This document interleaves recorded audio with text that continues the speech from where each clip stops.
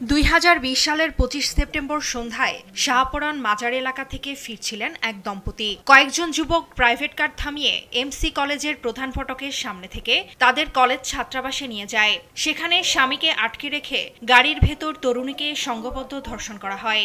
এ সময় দম্পতির কাছ থেকে টাকা পয়সা ছিনিয়ে নেওয়া এবং গাড়ি আটকে রাখার অভিযোগ ওঠে।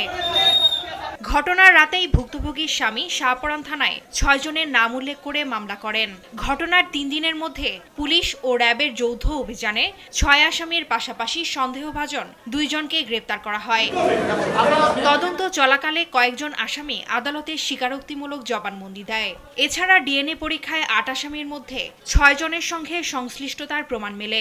অন্তত যত্ন সহকারে মামলার ব্যাপারে যত্নবান হওয়ার কারণে আমাদের পিপি সাহেবগণ অক্লান্ত পরিশ্রম করেছেন, আমাদের আইনজীবীগণ পরিশ্রম করেছেন, যার ফলে আদালতের যে ব্রিলিয়েন্স, আদালতের যে এক্সেলেন্স, আদালতের যে ট্রিমেন্ডাস দৃষ্টিভঙ্গি, সেইটার কারণে আজকে এই 4 জনকে অন্ততপক্ষে শাস্তির আওতায় আনা গেছে এবং বাকি 4 জন যদিও খালাস পেয়ে গেছে, আমাদের প্রসিকিউশন এদেরকে আইনের আওতায় আনার জন্য যা যা করা দরকার আইনগত সেই পদক্ষেপ গ্রহণ করবেন।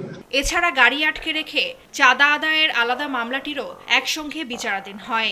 আমরা যতটুকু দেখতে পাচ্ছি বিজ্ঞ ট্রাইব্যুনাল ন্যায় বিচার করতে সক্ষম হয়েছেন।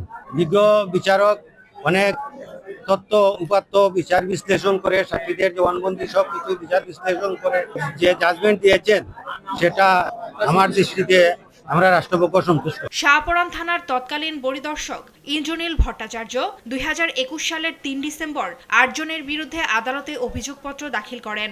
দীর্ঘ বিচারিক প্রক্রিয়া, সাক্ষ্য গ্রহণ ও যুক্তিতর্ক শেষে মঙ্গলবার 1 জনকে মৃত্যুদণ্ড এবং 3 জনকে যাবজ্জীবন কারাদণ্ড দেন আদালত। একই সঙ্গে অপর 4 আসামিকে খালাস দেয়া হয়। ফারজানা আফরোজ টুম্পা, নিউজ ডেস্ক, দেশ টিভি।